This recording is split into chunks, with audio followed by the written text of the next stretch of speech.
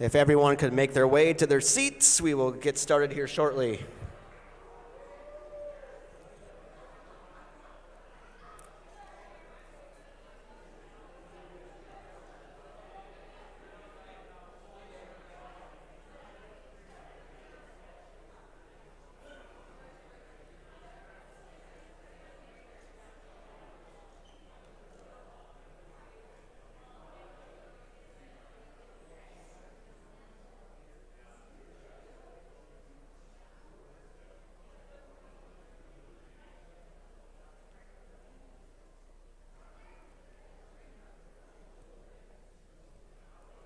All right, everyone, let's get this Hall of Fame ceremony started. Welcome and good evening, everyone. Here in attendance and both and watching online as well, we are finally here. It has been 516 days since the Hall of Fame committee selected tonight's inductees, and we finally get to celebrate the 10th class into the College of St. Scholastica Athletics Hall of Fame. I'm Jesse Robinson, Assistant Director of Athletics here at St. Scholastica, and the chair of the Hall of Fame Committee. Now, I'm normally the one behind the scenes producing this event, and yes, the one constantly communicating with you through emails over the last month, year, etc.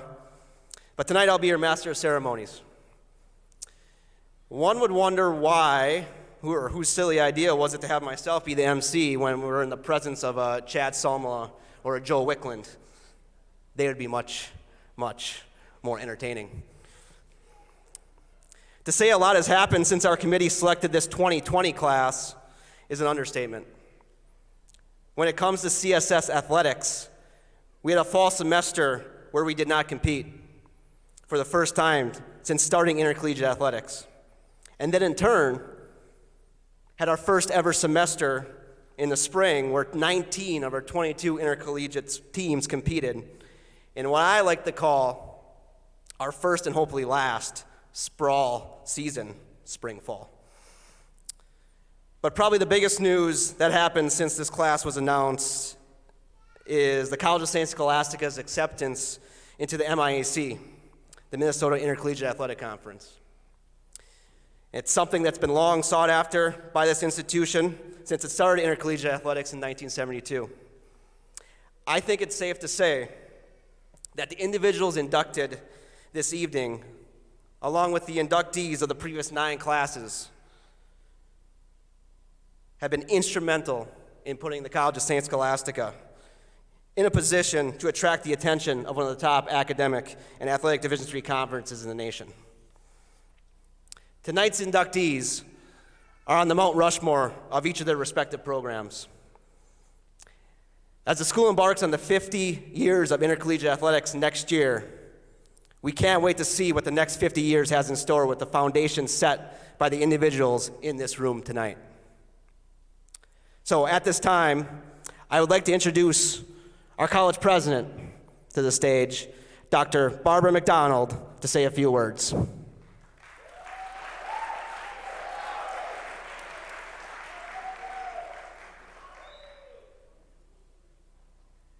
Well, good evening, everyone. It's really wonderful to be here, and thank you so much for joining us. After 18 months of Zooming and virtual events, it's really a pleasure to be back in person. And while we know that the pandemic is not quite in the rearview mirror yet, we've certainly learned a lot about not taking things for granted.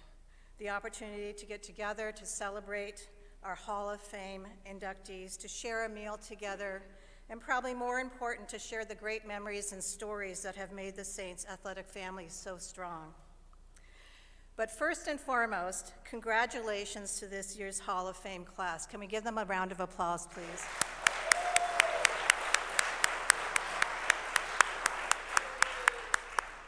We are blessed and thrilled to honor you tonight. After months of being apart and going through many challenges that you heard from Jesse, we are back with our students and Saints family at all of our sites throughout the state of Minnesota.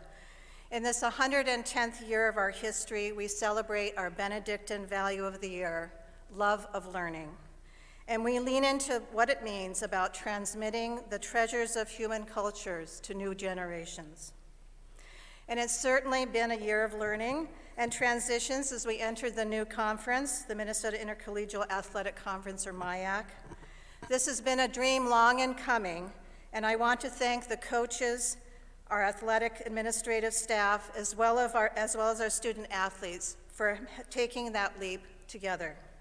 We're excited about the opportunities ahead of us as we continue to build our programs and lead as Saints. Being in the MIAC brings a new level of competition to our athletic programs and great visibility to the college. Our parents and alumni like you have already expressed great enthusiasm about the opportunities we have ahead of us. Opportunities for greater engagement, opportunities in participating in competitions much closer to home, and the opportunities to enhance our facilities, the opportunities to recruit and to compete. And we're super excited about what lies ahead. And all of us in this room, all of us who care deeply about the college's past, present, and future, are a part of this new chapter in St. Scholastica's history. We don't fulfill our mission alone. We do it with the help of our alumni, friends, and supporters like you. You play a profound role in helping us achieve our mission of preparing our students, and specifically our student athletes, for a life of purpose and meaningful work, and for that, I say thank you. I hope you will join us often in cheering on our Saints teams. I have so enjoyed meeting so many of the extended Saints family and hope that you enjoy tonight's celebration. Congratulations.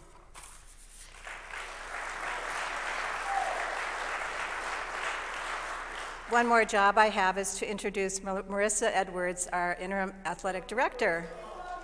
Come on up, Marissa.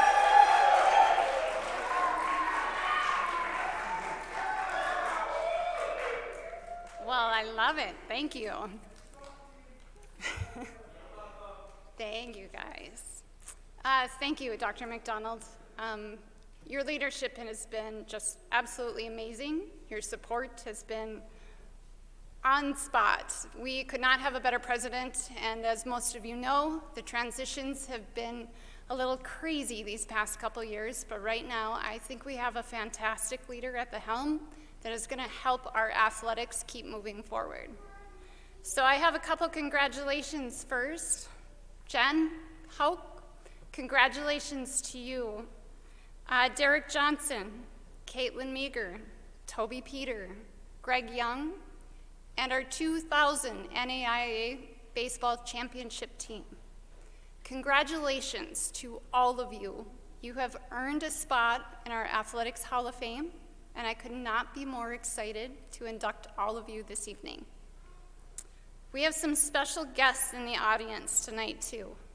Any previous Athletics Hall of Fame inductees, will you please stand so we can give you a round of applause?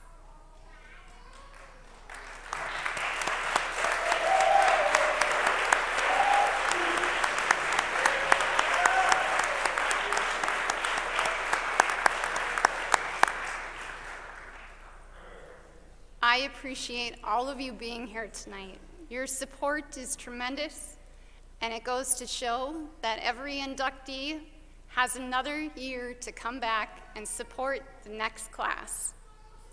Also in our audience tonight, and I have yet to say hello in person, Colleen and Josie Beggs.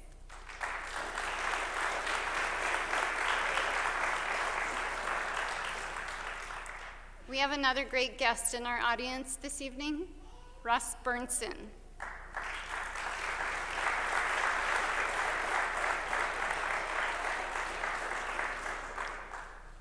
At this time, I would really like to take a minute and just a moment of pause for Russ's beautiful wife, Bev Burnson, who we unfortunately lost this past year. Most of you probably had the opportunity to get to know Bev, to love Bev, to know she was kind of the mom for all of our athletes and our staff, and she will be greatly missed. So if we can, let's just take a moment and pause and remember that beautiful smile.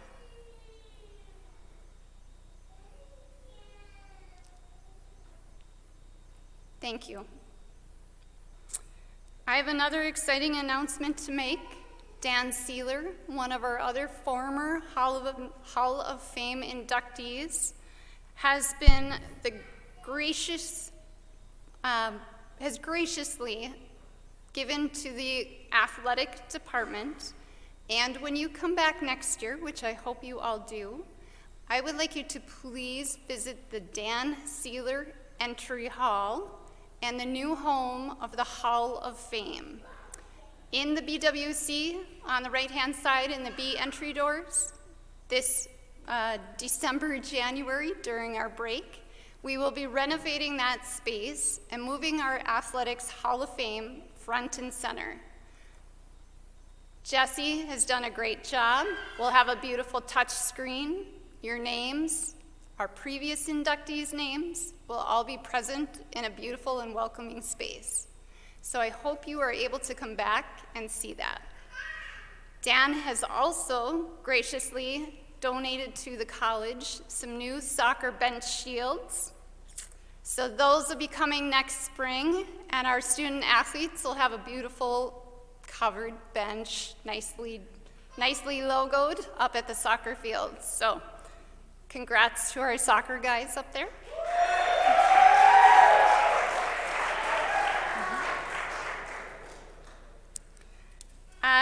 Another announcement that I have is a big thank you, actually, not necessarily an announcement, just a big thank you to our Hall of Fame committee members. Without you, this would never happen. When it comes to the voting process, when it comes to talking about our alums, we have great dialogue, great discussions, and let me tell you, it is not easy to select the next class. So I greatly appreciate all the work that goes into it. Part of our committee right now, David Steniger, Riley Dawson, Todd Boucher, Paul Stein, Greg Kane, and Steve Finkston. Thank you to all of you for your work.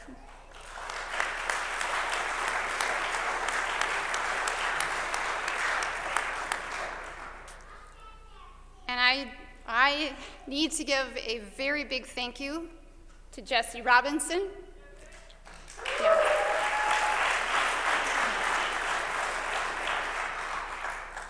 Not only is he the chair of this committee, but he is the glue behind everything you see online and every competition you go to. He's amazing, and I greatly appreciate everything he does.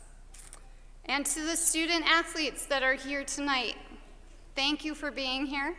I am so glad you're in attendance so you can see what this might be for you in 10 years. And I really hope that you are on this stage then. Thank you, everyone, and have a great night.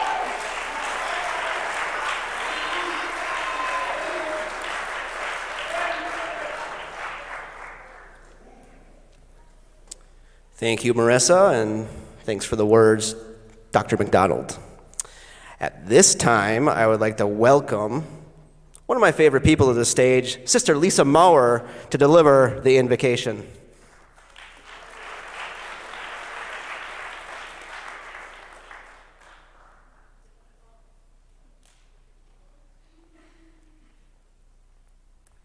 Let us pray. Blessed are you, God of the universe. Your wonders never cease. Your great spirit is hidden in all the marvels of creation. Awaken us to your presence in all around us. We thank you for bringing us together. We thank you for the community of the College of Saints Scholastica, and especially for Saints Athletics, and in particular for the members of the 2020 Hall of Fame class. In a special way, we ask you to bless the members of the 2000 baseball team, as well as Greg, Jen, Derek, Caitlin, and Toby. Grant them and their families all that they need to be happy, healthy, and holy. Be with each of us, loving God, that all we do to live our values of community, hospitality, respect, stewardship, and love of learning may always bring you glory and honor. All this we ask in the name of Jesus, your Son. Amen.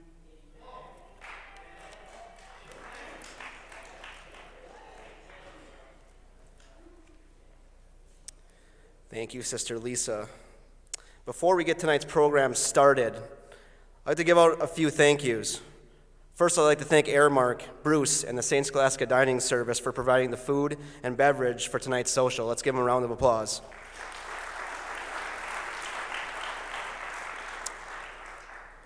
I would also like to thank National Audio Video, who will be running the tech aspects of tonight's ceremony, as well as the streaming of this event to the world. Finally, I'd like to thank all the crew here in the Mitchell Auditorium for hosting us this year. We have been in the Rife Gymnasium, the Benedictine Commons, and even off campus for this event. And I think with our new program format, which I'll get to shortly, this is a great setting for this event. So let's hear it for those crew.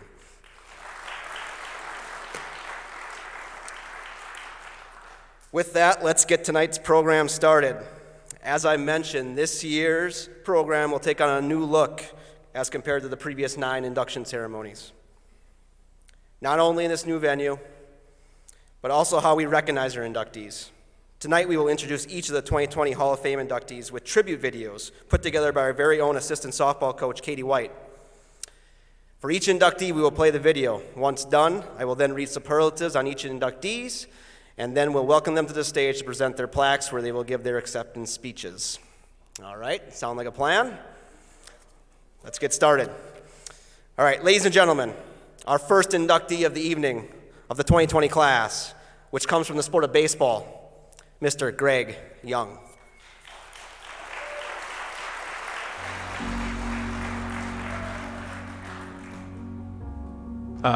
Greg has always been a person that, was pretty meticulous. He was going to have a plan for everything, and he was going to execute that plan. And that so played out over his 4 years where I was around him on our baseball program. He became the guy that everybody feared in our lineup. And from his freshman year on, he was someone that you wanted to have at the plate, certainly. He worked very, very hard at his craft, whether it was in the weight room or, in the homework room. He got it done, and that's how he lives his life.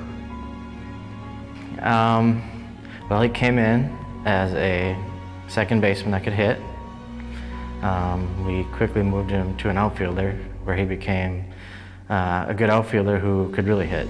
So that's kind of what I remember. Is I know we moved him around from the infield relatively quickly, so he had to change a position. But knowing the person he is, he just got after it, took it in stride, and just went to work learning a new position. You paid special attention to when Greg Young came to the plate. You wanted to see how hard the ball was going to come off Greg's bat. You wanted to see how far the ball was going to travel. You wanted to see his swing, because that's just the kind of hitter that he was. So I remember very specifically a couple at bats he had. One was our senior year. We were playing in Iowa. He was completely fooled on a breaking pitch, and he was way out front on it. He kept his hands back, and he got the barrel on the ball and basically one-handed a ball off of I can't say how deep it was, but it's probably 350-foot fence, right off the fence. Absolute laser beam, one-handed swing off balance. There's not a lot of Division III baseball players that are able to have that kind of strength and bat speed and stay on a pitch like that and somehow hit it that far. So that was an amazing memory that I recall. He would just get to the game, turn on the competitive juices, and he'd go to work. It wouldn't be a lot of loud fanfare celebrating. He'd just play the game, play it hard, and hopefully we won. I think he stacks up in the top 2 or 3 players of all time at St. Scholastica as far as what he was able to accomplish on the offensive side of the ball.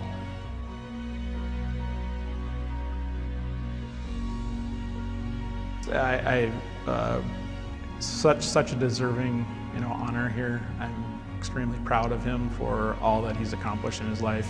He'd be probably the last person to want to be talking about, his accomplishments when it comes to what he did at St. Scholastica baseball. But I can't say enough about the impact that he had on our baseball program, and that he continues to have. I mean, he's an alum that you know cares. You know, you have a short conversation with him, even today, 20 years after we played or whatever the heck it's been, and he's engaged in the program. He cares about it. He cares about the people. He cares about what's going on, and that's the kind of person that he was, back when he played as well. It's just, it's been an honor to know him and watch him compete, certainly, but as a friend and a friend of the program, he's kind of in a league of his own.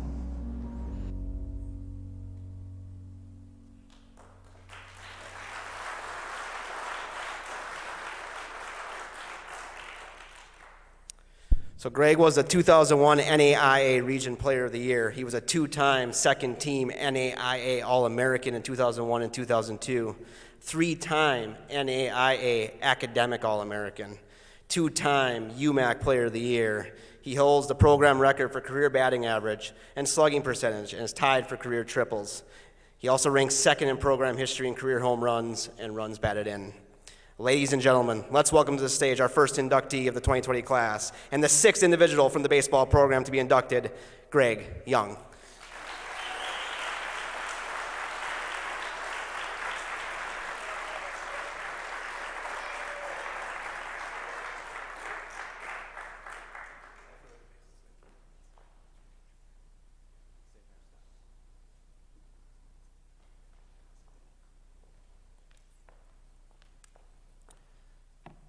Wow, that was really nice. If I'd have known I was going to get all emotional, I'd have picked different guys to do that video. Hey, guys, I wouldn't have said such nice things, But this is pretty cool. I think, none of the inductees really set out to do this, right? Like, we just played because we loved our sport. But, it certainly is flattering to be recognized as doing a good job for the thing that you really enjoy doing. So thanks for having us here tonight. I enjoyed preparing for this night. My wife and I had a few good laughs sorting through, reliving the glory days, and, we found an old box of photos and stuff, back from the baseball career. And, I had hair in most of those photos, so that was fun for us. For one of the members of our family, I guess. We found some old newspaper clippings in that same box, and all four of our kids can read now. Even Annie's a first grader, and she's working really hard at it, right? She's doing a good job. So, all the kids kind of got to read about my baseball career in the newspaper, and it also gave us a chance to explain to our kids what the heck a newspaper was. It was cool. It was, it's like the Google News feed, except they print it on 30 sheets of paper and some guy drives it to your house. And then when you get to read it, it's already like 2 days old. So it was a good history lesson for all of our children. This Hall of Fame plaque, it's very nice, but it kind of looks like a headstone. And you guys have been talking about me in the past tense for quite some time now. It's like, I don't know if the committee is open to feedback, but that might be something to think about, right? Like, I guess, unless you guys know something I don't know. Thanks for the heads up, I suppose. But 20 years ago, I could step sideways and I could destroy a fastball and I could square up an off-speed pitch, Now, any guesses on when that was last a valuable skill in my life? Coach Barta, you're a smart guy. 20 years ago, right? It hasn't been a valuable skill in 20 years, and I suppose we could even argue, we could debate whether or not it was actually a valuable skill 20 years ago, but it certainly hasn't been a valuable skill for me since. But, having that 20 years worth of perspective, that life experience, is really like the best part of looking back at our time here at St. Scholastica. Because, what I figured out is I really loved baseball, and I was lucky to play it in probably equal proportion. I really, really hated baseball. It's kind of like living with a toddler, right? Like, I love you to death, and there's nothing that I wouldn't do for you, but, like, I really, truly hate you right now. And we've all been there, right? Like, all the parents are laughing at that joke, and all the single guys are on Twitter talking about how rude this guy is. But it's true, right? And baseball is the same way. Like, you love it and you hate it, and even when it's going great, it's actually not going very well, and that's why it's such a great game, and that's why I was so fortunate, feel so fortunate that I was able to play it as long as I did. For example, like I know it's not an offensive stat that anybody likes to keep, but I'm willing to bet that I was also the career leader in strikeouts, and most of my career existed before the internet, so like no one's going to be able to verify that very quickly, but it's true. Like I struck out a lot, but I'm proud of those strikeouts too. That's those things that drives you crazy and makes you hate the game is really the best part. Those are the things that you're most thankful for. Because when you examine it, what you'll find is that baseball has just a really cool way of taking, every character flaw, every insecurity, every problem that you have, and it exposes it, and it brings it to the forefront, and then it gives you a chance to fix it. And I sure am grateful for those things. Like I came to St. Scholastica thinking I knew everything. And baseball taught me how to learn and to keep learning, and that after I learned some stuff, I was actually dumber than I thought I was because there's just so much out there for you to learn. Deep down, like I'm a selfish person, and baseball taught me how to be a teammate, and not like together everyone achieves more, or like a teamwork makes the dream work, inspirational cat poster kind of guy, but like actually developing relationships for the greater good, and to be happy when someone else is successful. I came to St. Scholastica as an excuse maker, and baseball showed me how to take responsibility and to start getting honest. Because excuses just don't work in baseball, right? Like everybody sees what happens, everybody knows what the truth is, and everybody knows that those excuses that you're trying to make are just lies, and that's been valuable to us. Like, I like to tell my boys the batter's box is probably the most honest place in the world. There's nowhere to hide, there's nobody else to blame. Your preparation time is done. There's no safety net, there's no knight in shining armor ready to hop in there and help you out. Like, you're responsible for what goes on, and everybody knows what the truth is. And that's something that has been valuable in our grown-up life. I came to St. Scholastica arrogant as all get out. My wife asked me about my speech on the way up here, and I giggled and said, shoot, I wrote this speech halfway through my sophomore year, guys. Like, what's going on? But baseball humbled me, and John Beggs has a way of doing that, and thank you, TA, for, in the video, marking my defensive prowess, because it was completely honest. Like, my first day of fall ball, man, I was like 15 or 16 minutes into my college career, and, coach comes up to me in his deep, grumbly voice, and he says, well, I saw you play a lot of second base when I recruited you, and I can't let you play that close to the baseball any longer, so congratulations, you're a left fielder. And at that point, I'd been an infielder my whole life. I knew nothing about, the only thing I knew about outfield is that's where I was trying to hit it. Like, I didn't know anything about it, and fortunately, 18-year-old Greg had the wisdom to get with the program and not whine and not fight it, because it really did give me an opportunity to grow and improve and learn something new that I wouldn't have otherwise had the opportunity to learn. I came to St. Scholastica probably like most high school athletes. Like, I was on cruise control, probably a little bit entitled, and baseball showed me how to work, and it taught me that a little bit of effort and having to earn at bats was how it was going to be. Because really, like, I wasn't all that good. I just kind of, I played here 4 years, and I don't know that I was ever the best player on my team, but I just figured out how to play well, and then I just did that for, 500 or 1,000, whatever it was, and I kind of needed that reality check that wasn't just going to like crack my knuckles and play. Like, I had to get after it, I mean, I could go on and on about all the stuff that's wrong with me and the ways that baseball helped me, and like, I haven't even gotten to the stuff that my kids would probably want on this list, but the stuff that I got to fix could like fill a warehouse, I'm sure. But baseball sure is a great game, and I was very fortunate to be able to play it for as long as I did. Now, I've got a lot of people to thank, and the thank yous. The thank you section is always the worst part of any acceptance speech. It gets long and kind of boring, and the speaker usually starts crying and stuff, right? Because there's like a 0% chance that I'm gonna publicly thank like my wife, my parents, or Coach Beggs, right? That just isn't gonna happen.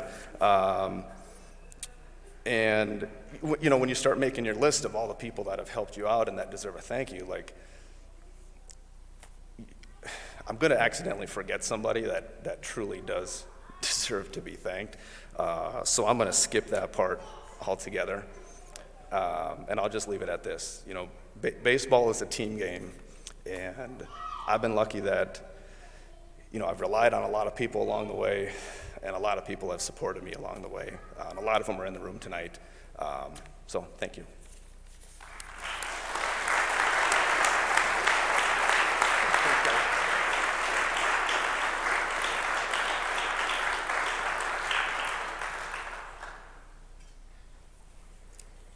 Congrats, Greg. I'm sure I can probably find the strikeouts, the internet these days. I can probably look that up for you and see if you can hold that record or not. All right.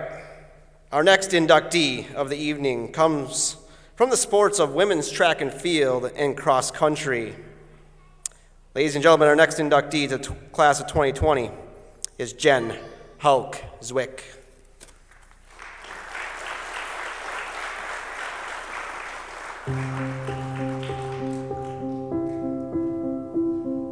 Jen had a sister on our team, Scholastica student, obviously prior to her having interest in Scholastica. And my earliest recollection is sitting next to her. We were sitting next to each other on a stoop down at about the 1 mile mark from the finish of Grandma's Marathon. And I knew she had been attending a state school for her first year. And we just began talking about school and running and things of this nature. And she began asking questions. And we probably talked for 45 minutes to an hour. And she had lots of questions about running, about cross country, about Scholastica, the team. And I answered those. And that made an impression on her. I even have a note that she wrote me later on that said, if it weren't for you, I would have gone to North Dakota State University. But after talking with you and thinking about it, talking with others, I decided Scholastica might be a really good fit for me. Well, I had just been hired here at St. Scholastica, and I was going to be Steve Fingston's assistant coach. And Jen was a graduate assistant who coached with me that year in cross country with Steve. The three of us were coaching staff. And she was starting to run really, really well. And I found out, we were just in passing and talking. I was coaching track as an assistant coach to Dave Wicker as well that first year, and she was running such good times that I just asked her if she had any eligibility left for track, since I was going to be the track coach, and she said, well, yeah, I do. I wasn't thinking of using it. So I said, why don't we work together for like the next 3 months and just try to bring your anaerobic threshold a little closer to your max VO2 and see what happens. And sure enough, she ran the provisional time like the second time she ran the 5K, and she nailed it. She ran a qualifying time the first time she ran the 10K. And that's pretty much it. She kind of just nabbed a spot probably in this Hall of Fame, just kind of going out the door. She was kind of having a renaissance of her running career, like as she was in grad school and had a little more time, and we kind of polished her up and sent her off to nationals. And she didn't have her best race at nationals, but I think she was 11th in the 10,000 meters in that 2007 National Track and Field Championship. And I think that was the first ever female athlete that track and field had sent to the national championships. You could always count on her. She always gave it her best. She was adaptable, as I mentioned before, coachable. And that's what a coach wants, someone who's coachable, because that's what coaches do. So just a wonderful individual. I look at her character and her relationships with her teammates and with the coaches, and just a joy to work with. She got her PT degree, and she had a lot of flexibility with her job. And she said, I would like to try to take a stab at running half marathons and marathons. This was 2 years after she graduated. She dropped that all the way under. Her next marathon effort was a 2:39 off of a 2:47 in Boston. And she even broke all my time marks for her. She said while she was running, she was thinking I was going to be furious because she kept dipping way under the marks I had. And I wasn't furious at all. I was kind of shooting for 2:42.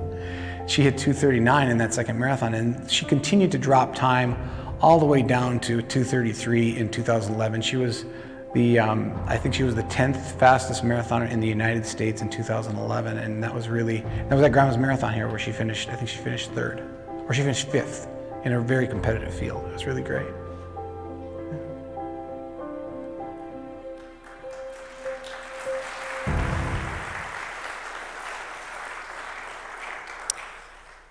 So as Chad mentioned, Jen was the track and field program's first national qualifier in 2007. She placed 12th in the 10,000 meter run. She was also a two-time NAIA Scholar Athlete in cross country, a three-time indoor track and field All-UMAC selection, a three-time All-UMAC selection in cross country. She was a two-time UMAC outdoor track and field champion in the 800 meters. She was the 2007 UMAC outdoor track and field champion in the 5,000 meters. She still holds the outdoor program record in the 10,000 meters and the indoor track and field program record in the 1,500 meters. Ladies and gentlemen, let's welcome our first track and field inductee and fourth women's cross country athlete into the CSS Athletics Hall of Fame, Jen Hauk Zwick.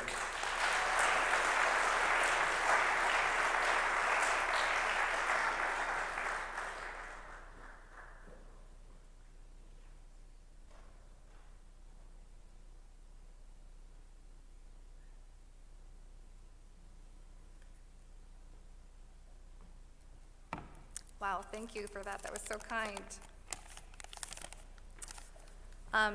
Thank you for the kind introduction again. And Jesse, I want to thank you personally for your thousands of emails and returning the thousands of emails that I sent you back. Not only is it an honor to be inducted into the St. Scholastica Hall of Fame, but it's also a privilege to be surrounded by so many great people and athletes here tonight as well. During my time at St. Scholastica, I was encouraged, supported, and positively surrounded and influenced by so many. Tonight, I'd like to talk about a few of them. I want to thank the College of St. Scholastica and the athletic director for its support of its collegiate programs, athletes, and coaches. I'm beyond thankful for the opportunities and experiences that I had during my time here at St. Scholastica. The relationships and friendships I developed with my teammates and my coaches is something that I cherish yet today. I want to thank my parents and my grandma, who is here tonight, for all their support through all my running. Sun, rain, snow, whenever they could, they were always there. And let's be honest, there were a lot of snowy days in the fall, the winter, and even in the spring. There was many April and May snowy days here.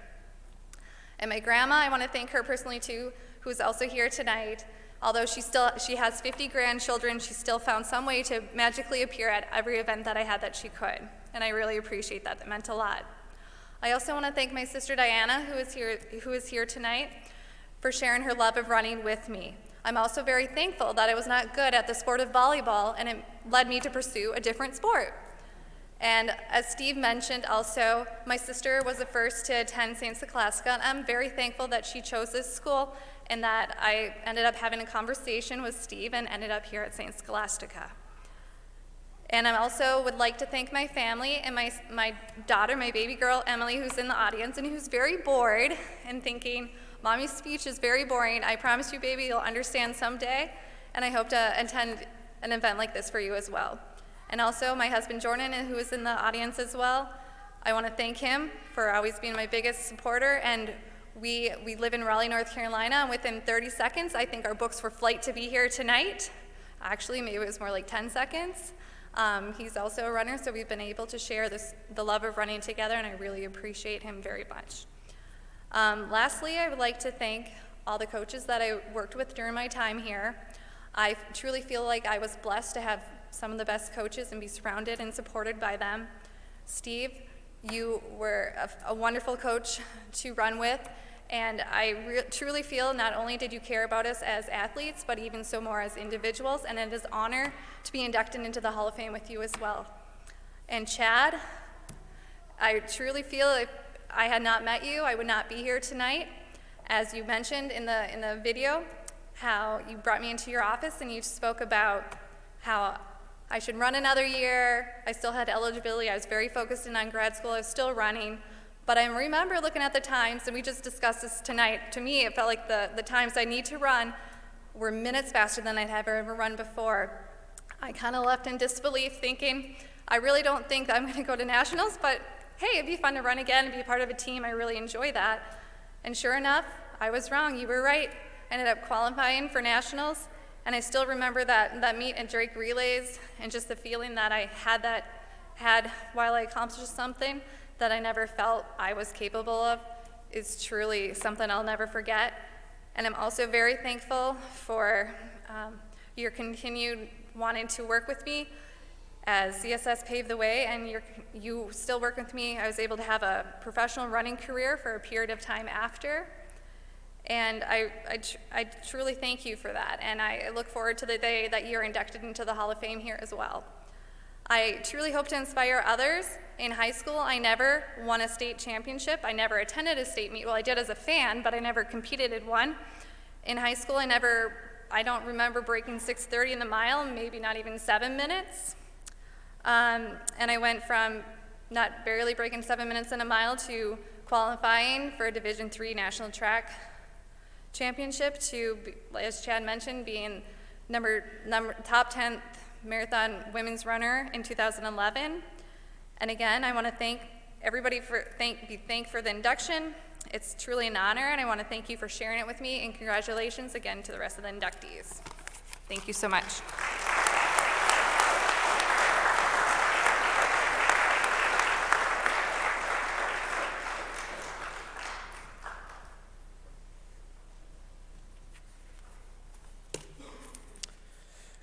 Congrats again, Jen.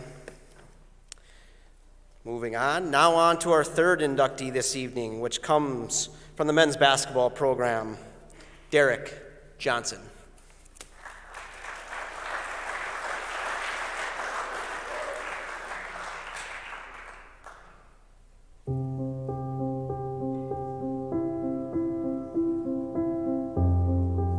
Derek Johnson, I went to one of his practices down in Minnehaha. His coach was a former insurance agent of mine. I coached with him at Augsburg, and sent me an email. You got to take a look at this guy. He can't dribble. He's not athletic, but the kid can shoot it. If you start focusing on what he can't do, you'll never recruit a guy. Derek can shoot the basketball. There's ever been a doubt about that. And it was just an ideal fit. What a great kid, tremendous family, great character, values, just the type of guy that we want in our program. And that's when we were starting out. So that was probably my second or third recruiting class. So Derek was a big part of that. So the first time I know I came in here, Derek, it was probably the spring of, would have been my freshman year as I was coming in, and we were playing some open gym. And, Derek had a lot more hair than he does now, definitely.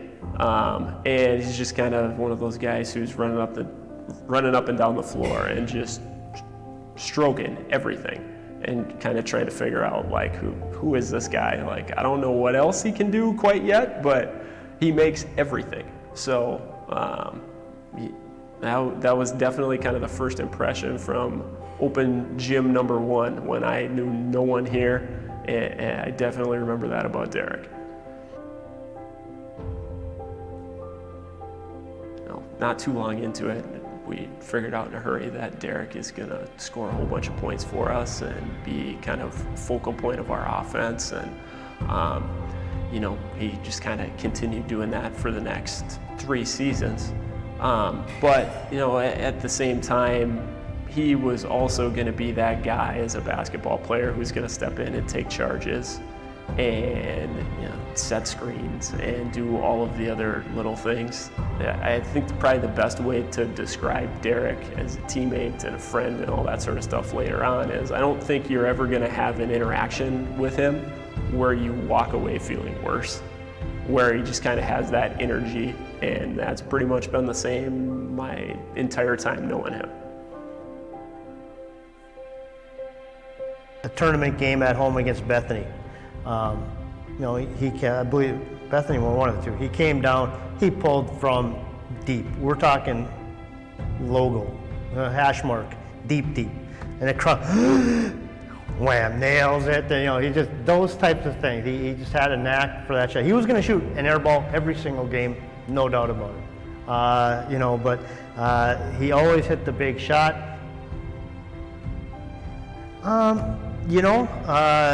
If I had a son, I'd want it to be just like Derek Johnson. That's how it is. That's how I feel about him, his whole family. Just great quality people, the character, the values, just a tremendous representation of the Scholastica men's basketball family, our institution as a whole. Just a tremendous, well-deserved honor for Derek.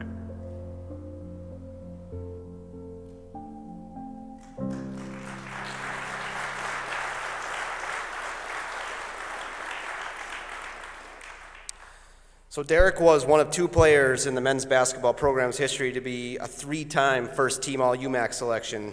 He was the 2007 UMAC Tournament Most Valuable Player, 3-time academic All-UMAC selection. He ranks 6th in program history in career scoring. He is one of 3 players in program history to record at least 500 points in a single season.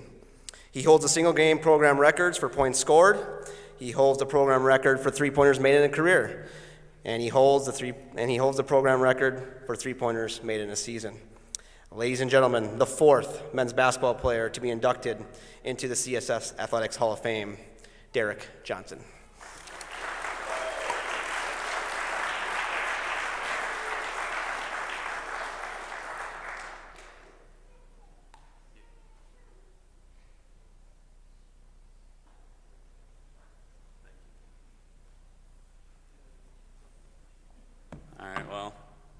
Running soundtrack has been our 2-year-old who's going to apparently join me on stage here. So, all right.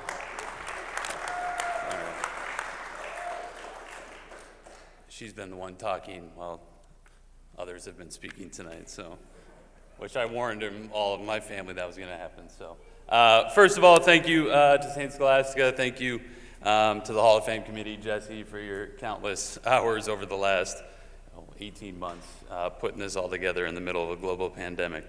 To the other inductees, congratulations. To each and every one of you, it's an honor and privilege to be here with you tonight. Kind of figuring out exactly what to say tonight was kind of a difficult exercise, I'll be honest. Like the two before me, there are so many experiences, the people. There she goes again. Reflecting on my basketball journey in my life, it's brought back just, for the last 18 months, right?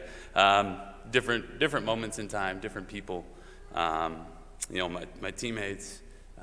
I think about Bev. I always used to truck into Coach's office, but I'd have to go by Bev first, right? So I think about all those different individuals, and this isn't going to be perfect, and I hope I keep it together, but I'd kind of be remiss if I didn't just spend my entire time tonight thanking the people who got me to this point. I think I'd be doing myself and them a just giant disservice if I didn't do that for my entire time tonight. So here it goes. I'm going to leave somebody out, I guarantee that, but here's just kind of what popped into my head. So I'll start with my coaches. Sean Kapishke, who was here my first 2 years, he's not here anymore. Thank you, Elodie, appreciate it. He was kind of an energy giver at all times. He always wanted to talk hoops. He was always kind of in my ear about everything basketball related. Other assistant coach Joe Hennessy, if anyone knows him, you know he had the innate skill of keeping things light in the tensest of moments while having his true New York heart show out when he had your back at a moment's notice.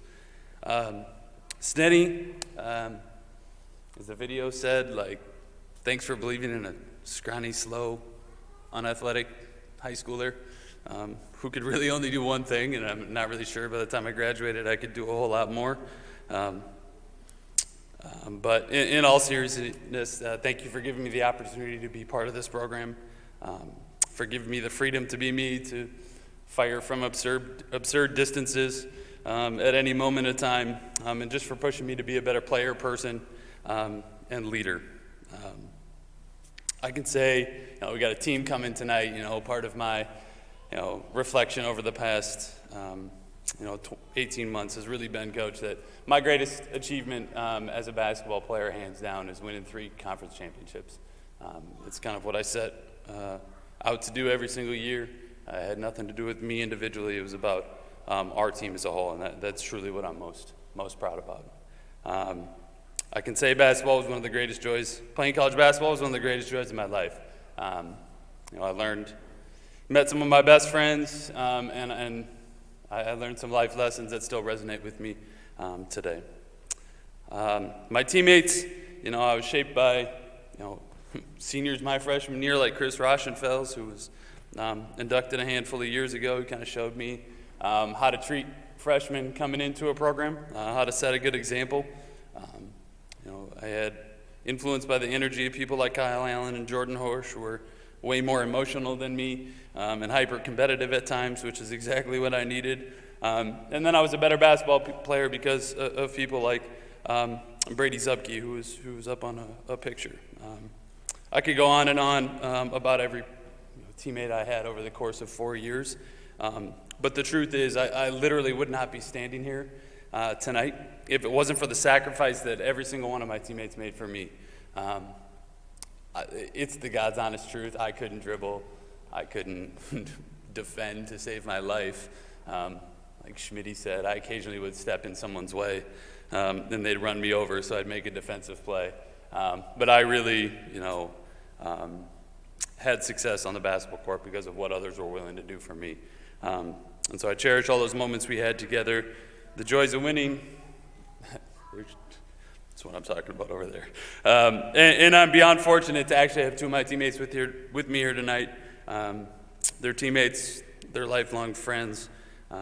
Schmitty, part of the reason I wanted you here tonight is because you're probably the teammate I enjoyed playing with the most.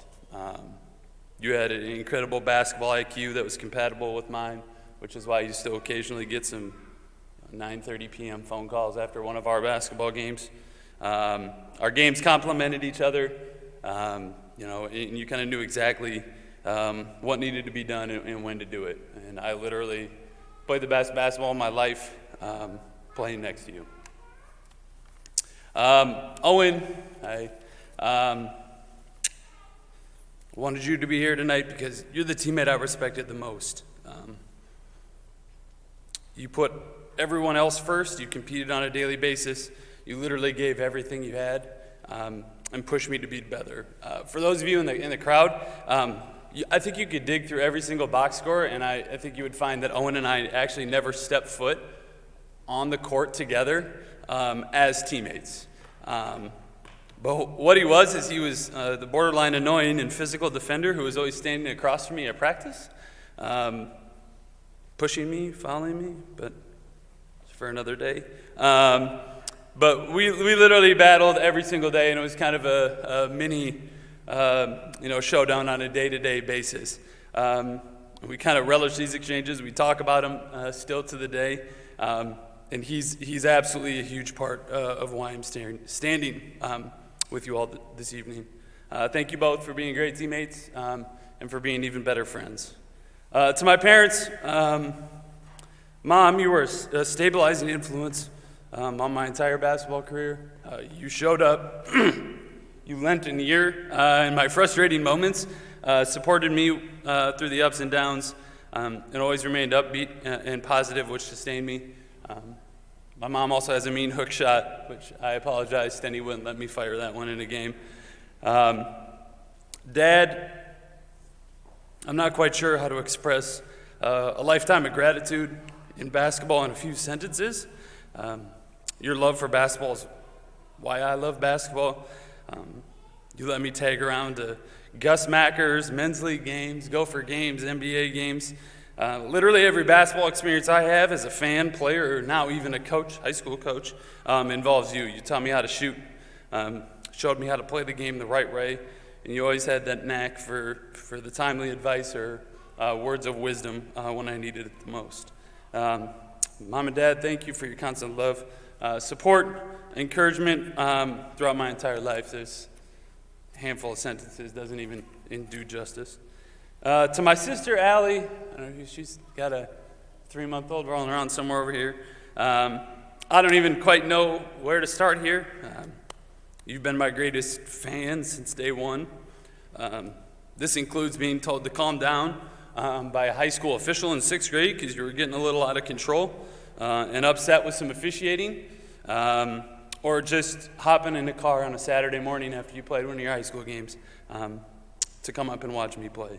You know, we shared so many basketball experiences, including our summer workouts at Lifetime Fitness. However, one of my greatest joys, including all these great things that were said about me tonight and everything, was being able to watch you play in college and experience your 4 years as a player. I suppose we can set the record straight now. She is the best player in the family. It's really not even that close. But when you finished your career, it felt like the culmination of my career. I'm thankful for your unwavering support, literally your radical fandom, and your love. And then finally, she starts running all over the court, to my wife, Jessica, 2 daughters, I'm so thankful you're here with me today. You never saw me shoot a basketball, and I'm definitely proud of everything I achieved here, but the best decision I've ever made in my life was marrying Jessica. You're my rock, I love you, and I like you. To Elodie, who I thought maybe would be sleeping or watching Sesame Street, but instead of sprinting up and down the stairs. And then Auden, our sophomore, who's currently in Florida and saving my spot on the beach for tomorrow night. You guys light up my life. You bring immeasurable happiness to me. I'm so thankful to just be able to share this moment with you all. I love you very much. Thank you, everyone. Thank you, and go Saints.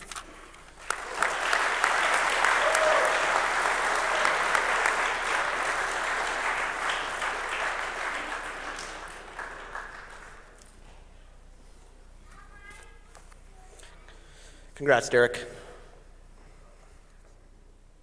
Our 4th inductee this evening comes from the sports of women's cross country and track and field. Ladies and gentlemen, Caitlin Mager Matheson.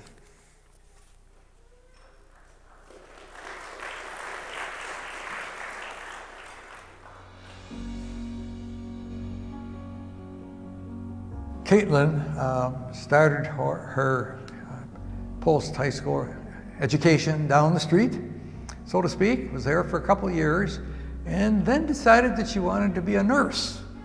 And Scholastica with a nursing major was a natural fit. Even right off the bat at camp, she was just fast. So everyone's just like, oh my gosh, she's just a good runner. And she's just such a kind person. So it's like she would easily make conversation, ask you about things, try and get to know everyone else too. So just a very genuine person. So, and actually we were both in the same nursing program too. So we saw each other a lot, but she's just such a dedicated person and very determined as well. You know, not only with running, but with the nursing program and now with her own family and supporting her husband and his medical school stuff. But she's just very focused and, is very good at getting things done. But yeah, I mean, we would study together, and I just remember we would just eat jars of peanut butter. We were just spoonfuls of peanut butter. That's what we ate at our house. That was her desire to get to the national meet. And we developed a plan. I said, you got great endurance. We just need to get you in a good spot where you can maintain it and not have to catch up at the end, she agreed completely. And that's what she did. She took off and she was in that top 10 group. She may have been like 7th or 8th or 9th when they hit that curve. And she stayed there the whole race. And then at the end, of course, a lot of the sprinters are going to make their move. But she stayed very strong, finished 9th, which qualified her. She was all region and qualified her for the national meet. And so she followed our strategy, our plan that was based upon her gifts and her strengths as a runner. And all season long, she trained hard, she trained diligently, didn't miss practices unless there was a real good reason to do so. And so she had that endurance, and that's what she carried with her. And then she finished 43rd in the national meet. Now you have to understand, of course, there were like 280 runners, and to finish 43rd is quite good. And so we were very pleased. She was very pleased. She never questioned anything, at least to me. It was fun. It was just plain fun as a coach to see someone accomplish that. She related very well with people, very well. And would like to mention also that she was the first Elite 88 award recipient in 2009. Now the NCAA initiated this program where they would honor with an award the Elite 88, because I think there are 88 different sports in which they could do this. And she got it for cross country. It was based on cumulative GPA. She had a cumulative GPA of 4.0, which is phenomenal.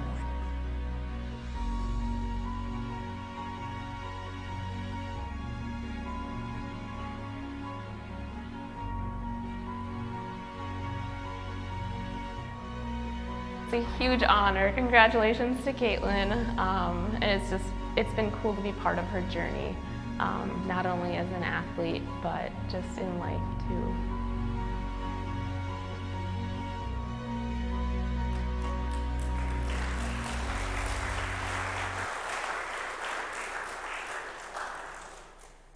So Caitlin was a two-time NCAA cross-country national qualifier in 2008 and 2009. She was the first cross-country runner in program history to make back-to-back NCAA championships. She was also the first women's cross-country recipient, as Steve mentioned, of the NCAA Elite 88 Award in 2009. She was a 2008 UMAC individual champion in cross-country. She was also a four-time All-UMAC selection in track and field, a three-time UMAC outdoor track and field champion in the 5,000 meters. And she is one of three cross-country runners in program history to break the 22-minute mark in a 6K race. Ladies and gentlemen, let's welcome the fifth women's cross-country runner and second track and field athlete. Ladies and gentlemen, Caitlin Mager Matheson.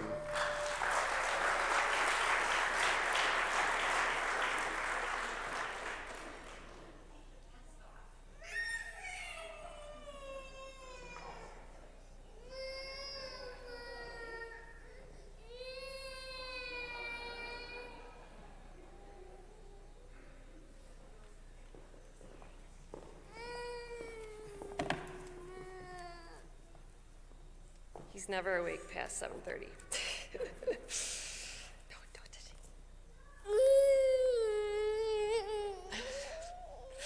All right, first, I'd like to thank everyone for being here today, and especially to my family, friends, teammates, and coaches who've always supported me to make this day possible. I sure never expected to be a Hall of Fame inductee, and it's my pleasure to be here today. To be honest, I never thought I would run past high school, and the two reasons that I decided that I would was because I thought it'd be a great way to meet new people starting college and to try not to gain the freshman 15 that everyone talked about on every college tour that I went on. I ended up choosing to go to the University of Minnesota Duluth like Coach Finkston said my freshman year. I contacted Coach Folkerod about joining the team early in the summer before starting, and he said he still had a spot and the scholarship was still available that he had talked to me about earlier. I had no recollection of this conversation because I had a lot of coaches sending letters and calling my senior year, and I really just said I wasn't interested in running in college. I'd always played basketball and kind of thought of myself as a basketball player. But then I decided it'd be a good idea to meet people, and Coach Folkrod seemed excited for me to join the team, so that was good. The first 2 weeks of camp went well, and the UMD invite was my first meet my freshman year. I remember telling my mom before the meet to not expect me in the front like in high school, and I'd probably be last. I surprised myself and ended up placing in the top 10. I had a pretty good season, continually improved, and missed nationals that year by 1/10 of a second after being out-sprinted to the finish line. By sophomore year, I was pretty sure I wanted to transfer somewhere for nursing. I had been undecided before, but I really enjoyed the cross-country season my freshman year and decided to run again at UMD. I had kind of an off season that year. And towards the end of the season, I realized I was just wasting time and needed to decide where I was going to go. So I ended up going down the street to St. Scholastica to major in nursing. Everyone was very inviting and accepting, and I loved the feel of St. Scholastica. I remember meeting with Coach Finkston the first time in his office to go over goals. At this point, I'm not sure what I said, but I'm sure that nationals probably wasn't on my goal list with him. Nonetheless, I'm sure I said something about running similar times to what I had been doing and to meet a lot of people. By this time, running had become a stress reliever, and as it still is today. And I thought it'd be a great idea to meet a bunch of new people at St. Scholastica. Sorry. Coach Finkston seemed excited to have me, and I was excited to start at St. Scholastica. I unexpectedly found myself that season feeling pretty comfortable running again, which in turn made for a lot of good races that eventually led me to qualifying for nationals individually. It was something that was mentioned occasionally throughout the season, but I don't know that I ever thought it was going to happen. To be quite honest, I don't think it was until the end of this season that I would have ever even considered myself a runner. I did, however, have a competitive determination and would do just about anything as to be not outworked by anyone else. Nationals was an exciting experience filled with lots of driving, laughs, and memories made. My senior year, I was able to keep the progress of junior year going and ended up qualifying for nationals individually again. Qualifying for nationals back-to-back was definitely not something I thought would ever happen, but it was all pretty exciting and fun to be a part of. That year after qualifying, I remember Coach Finkston calling me into his office to tell me about the Elite 88 award and an email that he had got about it. He thought that I'd be a good candidate and asked if he could send my transcripts in. I really didn't think much about it, and to my surprise, the night before nationals, I found out that I had won the award. Looking back now, I realize how special these accomplishments are, and I don't think in the moment I even realized it. I'm thankful that Coach Finkston saw more potential in me than I even thought I had, and had encouraged me to have high goals. Thank you to my parents for always supporting me in everything I did and still do, making long trips to see most of my meets, hosting team dinners, and currently being the best grandparents to my kids. My husband, even though he has never really understood why I enjoy running, has supported me since high school. I thoroughly enjoyed my time at St. Scholastica. I loved the time I spent with the cross-country team. I made a lot of lifelong friends here, but most importantly, I feel like I received a great nursing education here. Lastly, I'd like to congratulate all the other inductees tonight and their accomplishments. I feel honored and grateful to receive this induction to the Sports Hall of Fame, and it truly is really special to me. Thank you.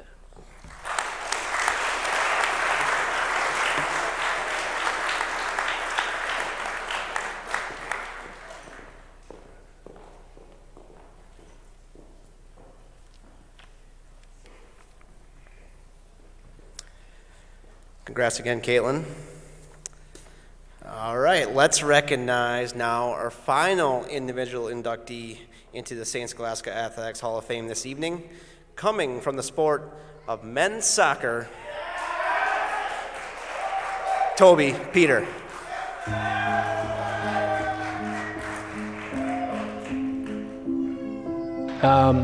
We boarded a pretty big class that year, kind of my first recruiting class. I think we had 16, 17 guys who came in, and he was a big part of what ended up happening to our program, which was going from probably an average kind of Division III program to one that can compete with anybody. And he played a massive role in that from the beginning. That recruiting class, most of those guys played pretty much all the time from freshman. When Toby was fit and healthy, he didn't miss a minute. He was on the field the whole time for his entire 4 years. He was a 2-year captain for us. Probably was a leader from a freshman year, but definitely earned the right to be a 2-year captain for us. Skill level definitely showed right away that he could pretty much do anything with the ball that he wanted to. And it wasn't in a showy kind of fashion. You never really saw him doing step overs or doing these fancy moves. It was kind of straight to the point and direct, and he knew where to go with the ball every time and was rarely making mistakes. We had a joke, and we still joke around, that Toby is a robot and that he would do the right thing at the right time, and he seemingly never got tired, and his fitness level was always at the top. It all kind of leveled out that Toby was definitely a notch above the rest of us in some ways, and showed that on the stat board where he broke, I don't know how many records, most points, most assists, etc. So from the record standpoint, that definitely shows how great he was on the pitch, but he also broke a number of other records that were off the pitch. And I think one of them, I'm not sure he did this at Scholastica, but I've been told that he was the only person to wear 4 shin guards. And I know what you're thinking, you only have 2 legs, and that's because he would wear one on the front of his legs, on the shin where you should, and then one on the back of his legs, protecting his calves, because he thought he was getting fouled so much that he needed that protection. So all the records are there somewhere for his points, minutes played, etc., but also should be at the top of the list, most shin guards ever worn in a game.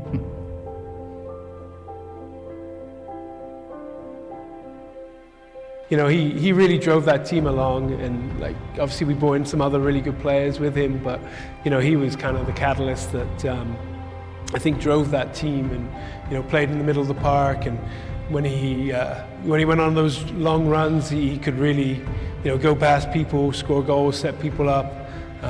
He was pretty much the complete package. He formed a really good partnership with Greg Dornick in the middle of the park, and those two worked off each other great, and Greg will tell you he did all the hard work and Toby got all the glory, but I think Toby earned the glory.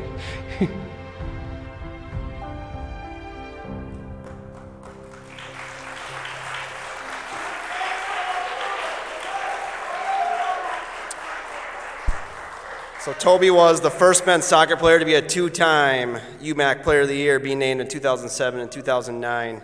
He is the only player in program history to be named UMAC Player of the Year in his first year.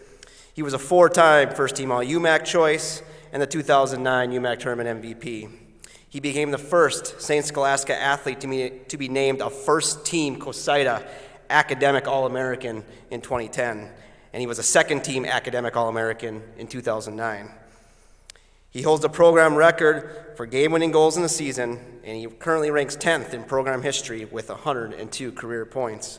Ladies and gentlemen, our 4th men's soccer player to be inducted into the St. Scholastica Athletics Hall of Fame, Tobias Peter.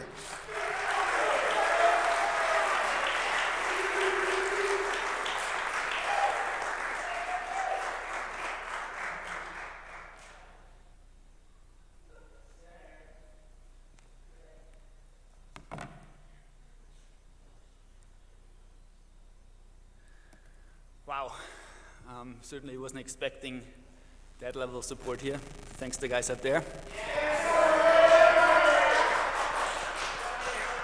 And then also wasn't quite expecting 63 degrees in Duluth in the middle of October. I spent 4 years here and this never ever happened. I don't know what I did wrong. This is obviously a great honor. Thank you to President McDonald, Jesse, the whole committee, the Hall of Fame committee. I'm gonna keep this short. I'm ready for a pint later at the bar. But I just want to set the record straight. I'm not a big baby, as Gregor made it sound like. I I was kicked a lot, but I never really complained all much, I don't think. I just wanted to say, as I kind of approach this event here and the run up to it, I used the time to reflect a little bit on how things turned out for me. And I grew up in Germany in a very small town, 5,000 people, and I'm really grateful for my parents that encouraged me. Oh, yeah. Oh, how's my notes there? Oh, sorry. So I'm really grateful for my parents who encouraged me to undertake an exchange year in high school, and I ended up in St. Cloud, Minnesota, and I spent a year with Dave Kleiss, who is here today with me. Had I had any other host family, I would have not ended up at CSS and here today, and I'm very grateful for Dave. He's become a second father to me. And I'm German, and I'm not allowed to show emotions, but I'm really, really grateful for Dave. I'm also really grateful to CSS. I came here on a very generous scholarship for international students, and without that support, I certainly wouldn't have been able to come here or come to this country, so I'm really grateful for that. I'm also very grateful for to my teammates and coaches. By myself, I certainly couldn't have reached all these milestones. I've formed many, many lasting relationships and partnerships. One of them is Greg Dornick, who is here. Generally, he makes some very snarky comments. Thanks for cutting those out, Jesse. But also there were Jermaine, Dakes, Ian Linder, Swaven, Dusty, James, Drew, Jimmy Atall, Maida, all of the class. We had, as Barry said, we had a very big incoming class, and some of those relationships have become friendships that are going to last for a very long time and hope for the rest of my life. And I'm very grateful for those guys. And we had a fantastic time the last couple of days, and I'm sure we're going to have some more fun tonight. And of course, I'm very grateful to Barry and Dave Robinson and Mo, Kenny, for the whole coaching staff that have really pushed us and gave our best in the field. And I certainly wouldn't have been here without them. The program, the soccer program, certainly left a big impact on me. I gained valuable leadership experience. I learned that hard work generally pays off.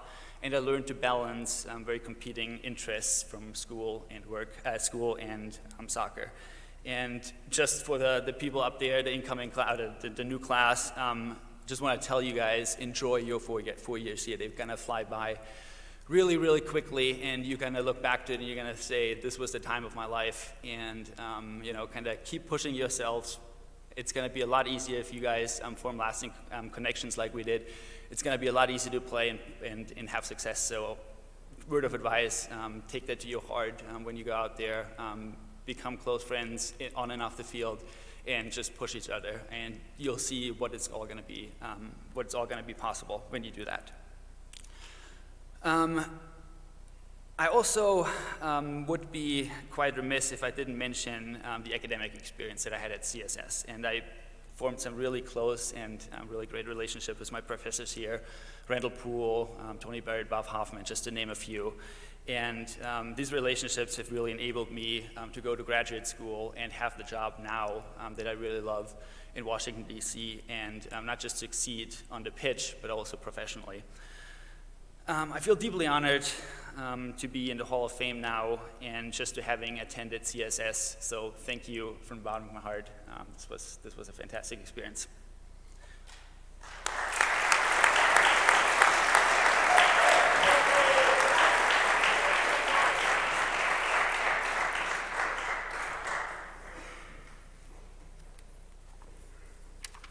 Congrats, Toby. All right. Our final inductees of the evening, our 10th St. Scholastica Athletics Hall of Fame class, will be the 2000 baseball team.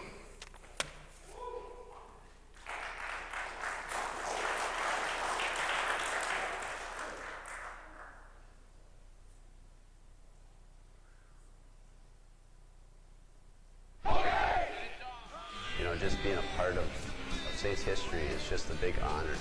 Coach Baggs has instilled just a great atmosphere, and the whole aura of the Saints baseball is just remarkable. And the fact that everybody around the area knows where St. Scholastica is now, as not only as an institution, but as a great baseball team too. Best time of my life. Most fun I've ever had with my best friends. I mean, there's really no better way to put it. I mean, imagine hanging out with your 15 best friends, doing something you love at the best, doing it the best that you can for a couple months. I mean, that'd be great. That's what we did. I think we lived up to what Hokahay means in terms of we were never a team that gave up. We fought each game out to the death against no matter who the opponent was. The Gophers, Mankato, Bellevue, all the way through the season. Hokahay, we lived it.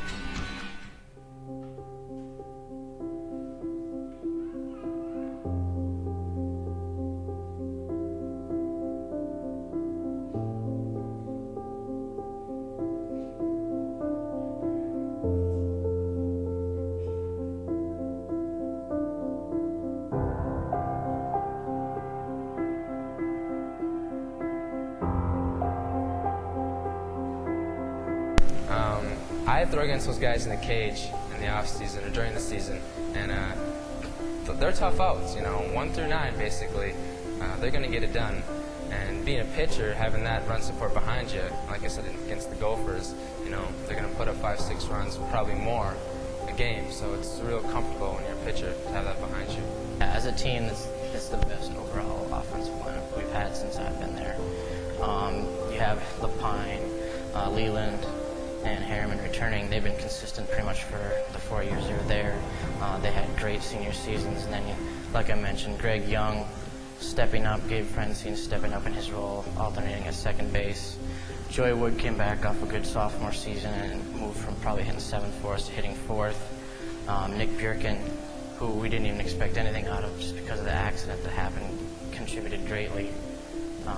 Derek Bilbin, we didn't expect him to come back. He came back, and it really solidified an offensive lineup that was pretty potent by the end of the year.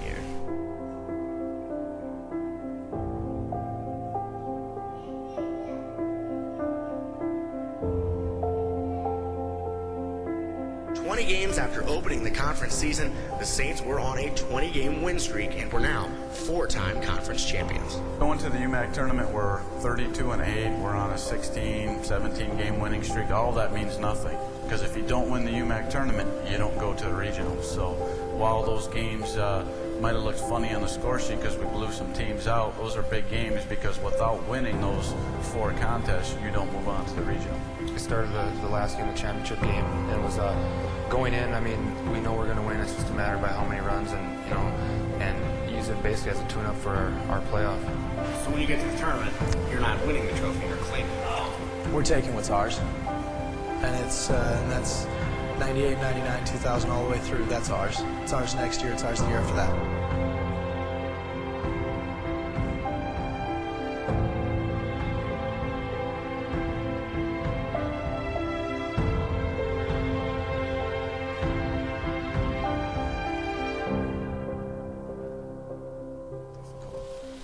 I wouldn't have picked another group of players to play with.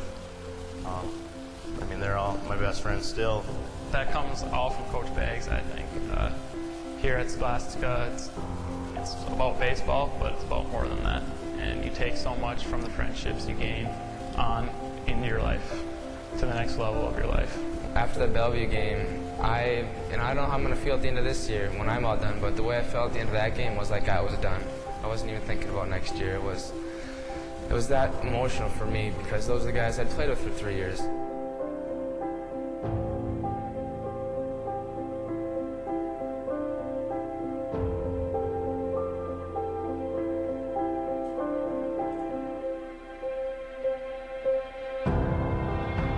Getting to within a game of advancing to the NAIA World Series may have made it tougher on the squad to settle into the end of the season, but if you ask any of the Saints throughout this series and throughout the entire season, the easiest way to describe the way they faced everything is Hokahay. Well, that's what we say before we go on the field, before every game, and we carry that through with us through each and every game. And when it got to the end of the season and we're on the field and we were shedding tears, to me and to sure most of the guys, it felt like we left it all out there. We weren't taking anything back. back with us. No regret. We left it all out on the field.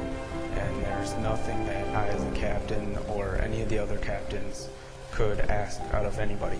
I mean, even the bench players, you know, cheering everything. Everybody gave whatever they had, and no regret.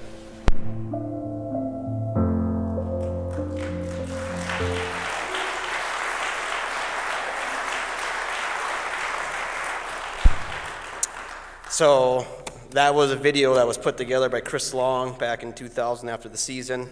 Was with the team throughout the 2000 season, after the 99 season. So a lot of credit to him for putting that together and then breaking it down.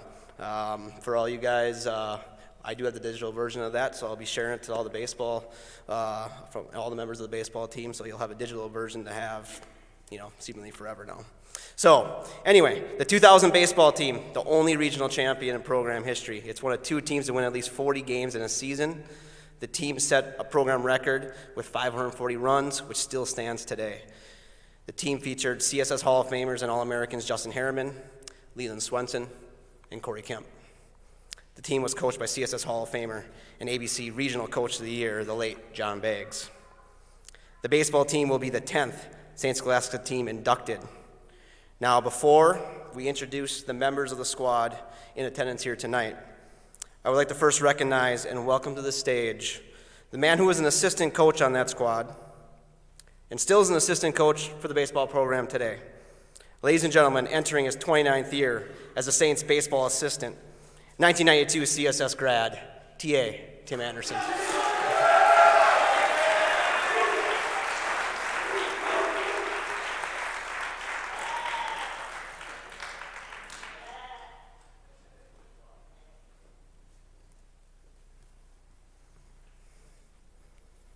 All right, as I call your names, please come to the stage, and TA will hand you your plaques. Please remain on the stage until everyone has gone through. So we'll go in numerical order. First of all, we got number 1, Kevin Kuklinski.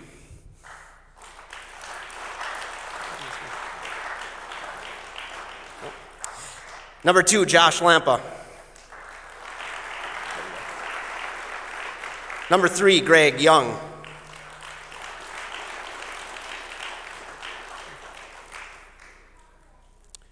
Number 7, Justin Harriman.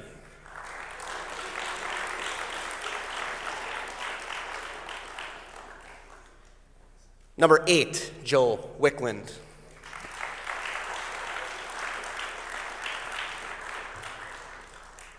Number 12, Nick Bierkin.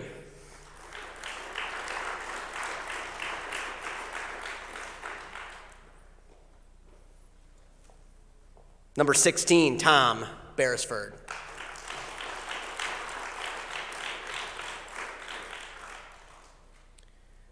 Number 17, J.D. Halley.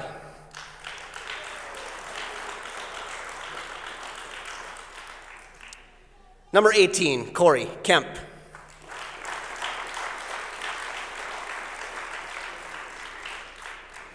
Number 20, Chris Lapine.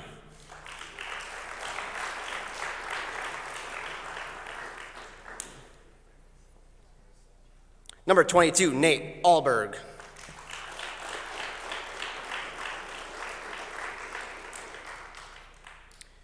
Number 23, Dan Burkholtz.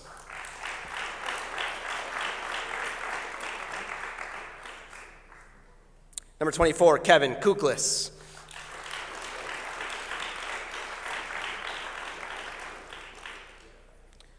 Number 31, Dave Schlongen.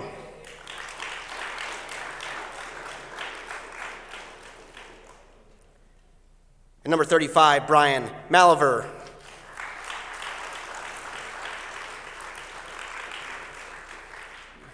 All right, here are the players, the individuals who might be watching online, so let's recognize them as well.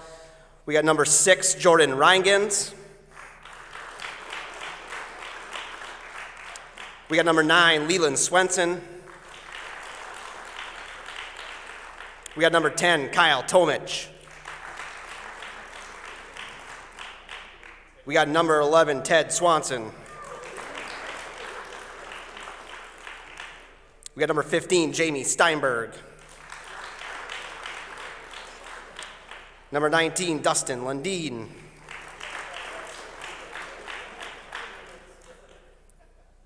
Number 21, Derek Bilbin. Number 28, Phil Geeson.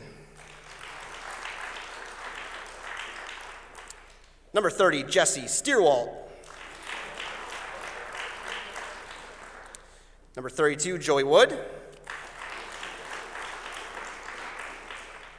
Number 34, Gabe Francine. And number 44, Brett Nyquist.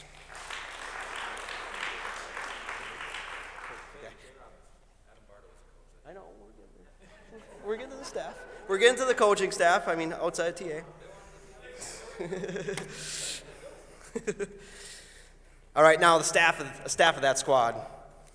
I'd like to welcome to the stage a really special guest, the wife of the late John Baggs, Colleen Baggs.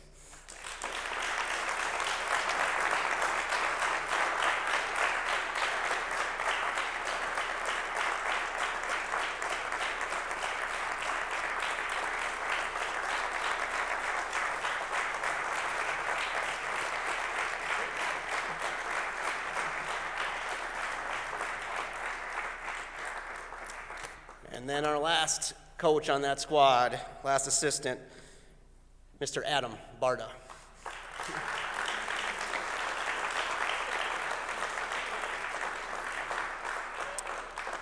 And we also have one more assistant who couldn't be in attendance tonight, Eddie Morgan.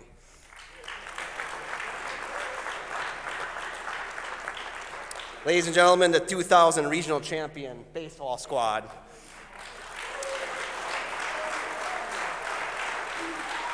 Speaking on behalf of the team will be Mr. Joe Wickland.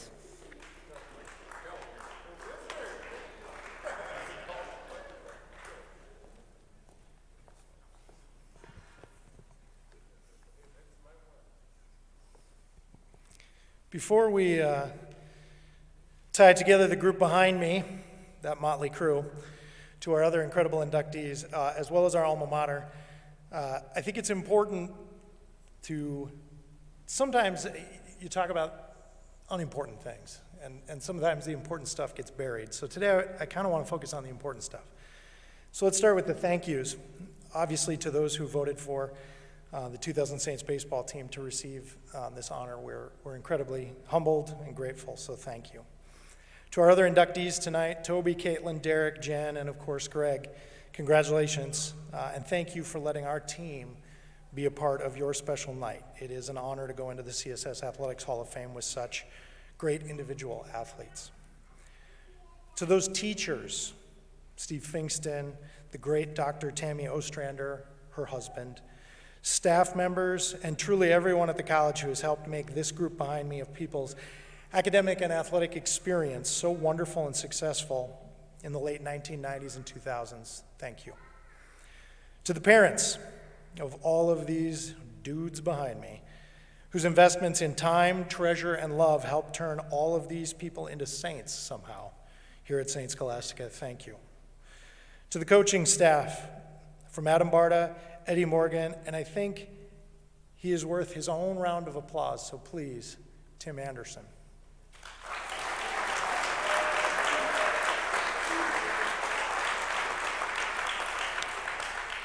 To the legendary John Baggs, and it means so much to us tonight that Colleen and Josie are here. We would not be the people we are today without their mentorship, without their care, and of course, especially without John's mentorship. And we know that his growth as a coach and as a person was guided by the grace and love and infinite patience of Colleen Baggs. Thank you. To the athletics staff from this very unique NCAA back into the NAIA era, from Kevin Snyder and Bev Burnson, who I'm so glad we talked about tonight, to Steve Fingston again, to Mark Workman, and so many more great coaches in the programs during our time here. It really was a special time at St. Scholastica, and we could not have had the success or the fun that we had without our fellow teams throughout the athletic department at this time, so thank you. And to today's athletic department for continuing to build successful Saints for having the bravery to move our teams forward with a brand new conference and the fortitude to do that moving forward in the midst of a global health pandemic. Thank you for putting together this event to honor all of our incredible inductees. There are some fantastic stories from the 2000 Saints baseball season, both on the field and off. We witnessed Justin Harriman's record-setting hit streak. We watched Chris Lapine hit for the cycle in the conference championship game. As you learned tonight, we all got to see Greg Young rocket baseballs all season long from ballparks in Florida all the way to the Super Regional at Wade Stadium. We stood in awe of Derek Bilbin's home runs. We were up close to see the smoothest glove in the country in Leland Swenson, and right next to him, Tommy Beresford. We got to watch Joey Wood work counts, draw walks, and throw runners out from right field. We had our front row seat to watch Jordan Rangans circle the bases, and an even closer seat to watch the strikeouts issued by Corey Kemp, Kevin Kuklis, Dan Burkholz, Josh Lampa, Brett Nyquist, and more. Off the field, this was a group that featured more fun than a group of friends has maybe ever had. From Groves 4D to Fort Pierce High to a killer gator named Russ and a hometown super regional, the 2000 Saints baseball team was at least as entertaining as it was talented. And it was talented. 10 players from this team went on to sign professional baseball contracts. This group featured multiple conference and regional players of the year and pitchers of the year, and without missing a beat, it was nearly the same amount of academic All-Americans. The group of seniors who graduated in 2000 won the first UMAC baseball championship with the 1997 Saints, nabbed 2 more titles in the middle, wrapped up their run with a 4th straight title as noted in the video in 2000, and helped propel the baseball program to a total of 23 consecutive baseball conference titles. That, my friends, is generational dominance. The 2000 season came with high expectations coming off the school's first ever NCAA appearance in 1999, and it finished with the only regional championship in the school's history and a chance to host a super regional that ended up setting attendance records here in Duluth. There is a really wonderful spirited debate among alums on which team was the greatest, 99 or 2000. Jeff Lottie, who spent most of his entire baseball career with a face full of dirt, Adam Barta when he was a player, and a very healthy, very dominant Dave Schlong, and probably have a good argument for the 1999 team. But Gabe Francine and his 97 hit by pitches and all the strawberry bruises that came with that, Adam Barta as a coach, and Nick Bjerken and his crushed nerves, paired with that regional title, allow for the wonderful argument to continue today. It is fitting, though, that both of these teams, 99 and 2000, are now in our Athletics Hall of Fame. The 2000 team had incredible team chemistry, paired with a flair for the dramatic, as you could see since we had an entire movie made about us after the season. After winning the first 3 games of our regional and find ourselves in the driver's seat, this squad of incredibly talented Saints promptly got thumped by Briar Cliff, the host team, and found their dream season potentially ending 1 game short of a regional championship. No worries, though. Like any great team, one leader emerged, the effusive, always charming Leland Swenson. Led our team from the dugout in Sioux City, Iowa to the bus, where we tore off the nice jerseys that we had just gotten pounded in and donned the greatest Saints baseball uniform of all time, gold t-shirts. Because that's what you would do when you were pushed to the brink. We proceeded to turn back to the field and thump the host, Briar Cliff, and claim the first and only regional title in school history. Well, some folks might say the gutsy pitching of freshman Brett Nyquist and freshman Nick Bjerken might have had something to do with that, or the 12, 13, 14, 112 RBIs by Derek Bilbin were the literal reason we won. Anyone who was there that day knows that it was because of the very, very classy t-shirts.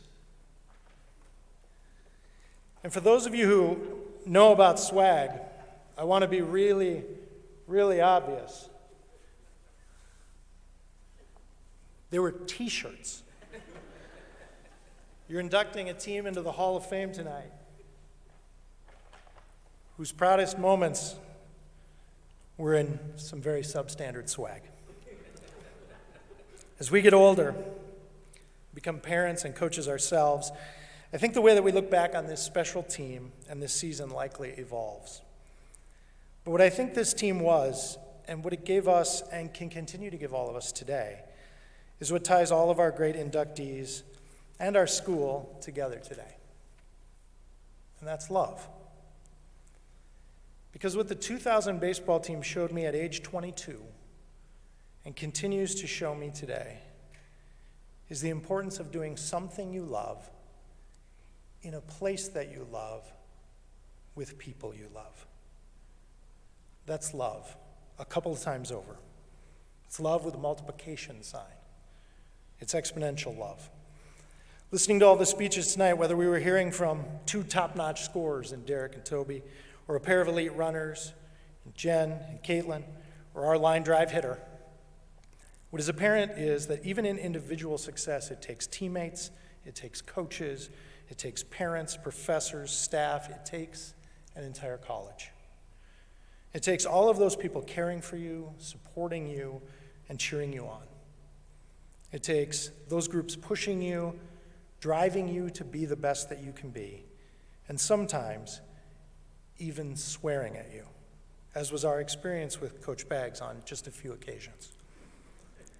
But all of those actions are done in love. My personal favorite memory from our 2000 season, despite all the success, came after my worst individual performance. We had just lost to Bellevue and wrapped up a stretch of road games that featured a late-inning loss to the Gophers, getting 10-run by Mankato State, losses to several teams in lacrosse that we felt we should have defeated, the end of Justin Harriman's record-setting hit streak, and then going all the way to Nebraska to lose twice to Bellevue, the team we expected to face if we were lucky enough to advance to the Super Regional, which we did, and they were our opponent. We were sitting up the foul line after that last game that I was lucky enough to pitch and lose. And I distinctly remember the coaches walking toward us, Adam, Eddie, T.A., and John. And John Baggs was smiling, like beaming. And I remember thinking, oh my God, he's snapped. And this is it. And probably we finally pushed him over the edge, and I may have to sacrifice myself to save others. Coach told us that he and Colleen were going to have a baby, and that they had been trying for a while and hadn't been successful, but now they knew they were going to have a child.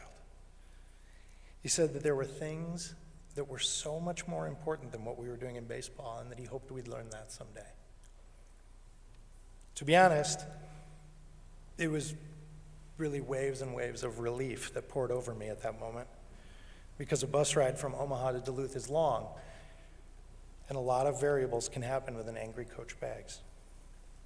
But we also knew how special this was, and how we were getting to share in this moment with him, not just Coach Baggs, but John. We knew that he loved us and that we loved him as a coach, but this was getting to share in our first moment that was so much bigger than baseball. It was a moment of shared love, exponential and multiplied. That love and the lessons we've learned from and with Coach Baggs are what endures in our lives today. Well, we might not play baseball in the same way we did in 2000, except for the seemingly ageless Jamie Steinberg, who is still the exact same player today at age 43 as he was at 22. We've all taken from that season and from our time at St. Scholastica things that impact our lives each day. From our Big Ten, with aspects such as Kaizen, the idea that you get better each day in really small increments, and heightened team awareness, putting the team's success ahead of my individual accolades like Greg Young talked about, to the portions of the Benedictine traditions here at the college that ring true for so many of us today. And I always think about listening with the ear of our heart. We are changed by our experiences at St. Scholastica and as members of the baseball program, but we are also deeply connected to them today, even when we aren't here on campus. And even though we are here to celebrate one team, one incredible season, those lessons are right here for all of us each day. And it is in those ways that I think this 2000 team endures and stays meaningful even in 2021. And even more important now than it was then, it's a way for us to have coach bags in our lives still, which meant a lot more than it did in 2000, and I think that was part of his goal all along. Today, I am the same age as John is when he passed in 2009. Or maybe he was a year younger, or maybe I'm a year older. John, it was a mystery. No one can be sure. But I think of how our lives can change so fast. And if we didn't truly learn that in 2009 with John's passings, the pandemic has certainly helped remind us. So I think back on what I learned from the 2000 Saints. Do what you love in a place you love with people you love, and nothing's more important. The College of St. Scholastica's mission is to prepare us, both intellectually and morally, for responsible living and meaningful work. Those two things, responsible living and meaningful work, and something very different to me at age 22 when I graduated from here and this particular Hall of Fame season occurred. But I knew enough at that point that I wanted to feel like this season again in my life. And I knew that that would take work and effort, not just luck, to make that happen. While our team was finishing up a record-setting season, I knew our relationships weren't ending and that a super regional appearance was not going to be our biggest or our final success. Now I look at so many of the people on this stage here with me. Great fathers, great husbands, great coaches, great community members. And I think that in many ways we have replicated the 2000 season over and over again in our lives. We've done it in our relationships with our spouses, our children, our parents, our friends, our alma mater, and our greater community. And as we grow older, I hope that we continue. And maybe when we think of John or we think of what we've been through in the last 18 months, I hope we continue to think about it maybe even more diligently and thoughtfully than we ever have before. That we look to do work that we love, in a place that we love, with people we love. That's what John Baggs taught us, and that's what led the 2000 Saints baseball season. Hoka hey, everyone. Thank you.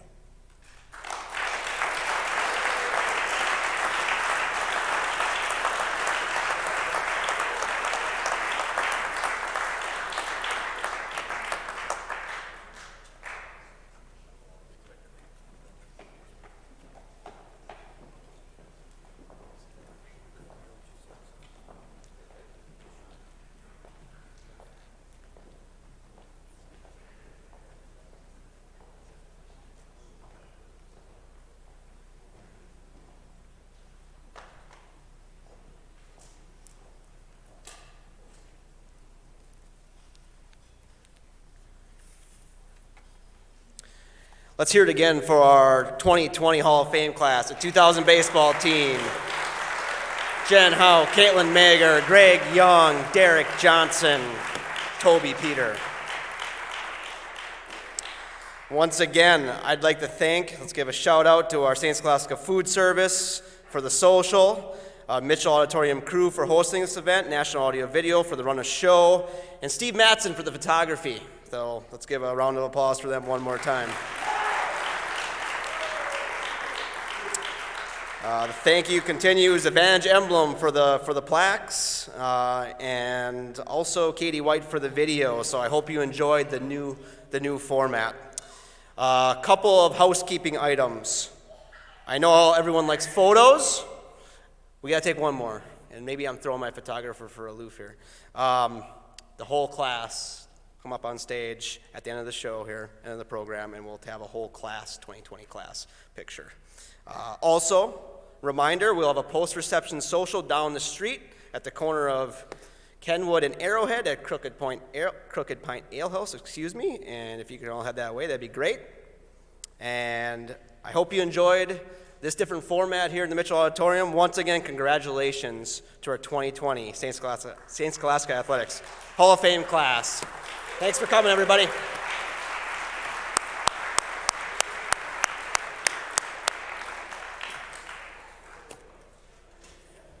All right, so all 2020 inductees come up to the stage, please. Thank you.